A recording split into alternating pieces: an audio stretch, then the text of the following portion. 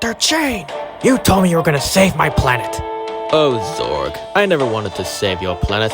I just wanted to exploit its resources for my own personal gain. I'll make sure you die for that. I see. Go ahead, be a hero. I'll make sure you die like one. Boom! Pow! Yeah! I feel like he was supposed to have friends by now. Making up toy lore. We've all done something like this before, don't kid yourself. When we were children, we were already, sort of, professional storytellers. And we didn't need to worry about stealing from Spider-Man and Skylanders. Now that I think about it, this channel is proof that I never really grew out of it, kind of.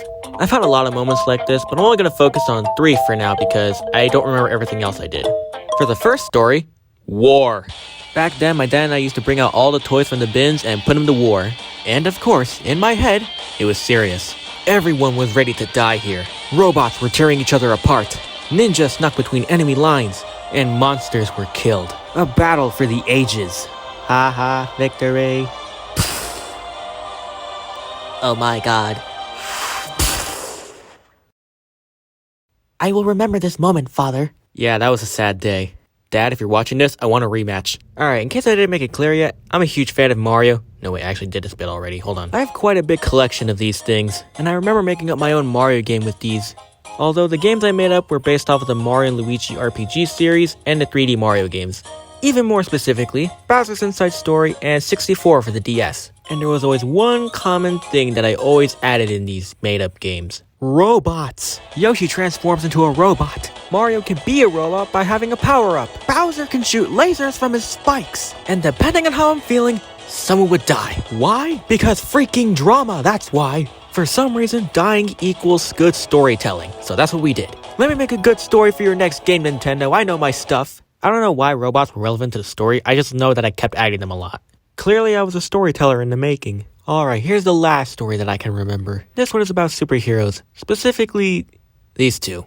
Yeah, I watched this show a lot back then, and I had a fun time with it. I don't remember how I watched these, but I remember seeing Lego SpongeBob stop-motion videos at some point, and I decided to take my own sets and act them out myself.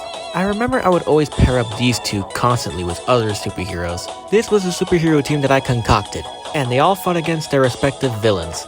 Now, this is where things might seem a bit relatable to you guys, or at least I hope it does. Otherwise, I'm making myself look weirder than I already am. As these guys are fighting, a song starts playing in my head. Yup, I'm one of those guys.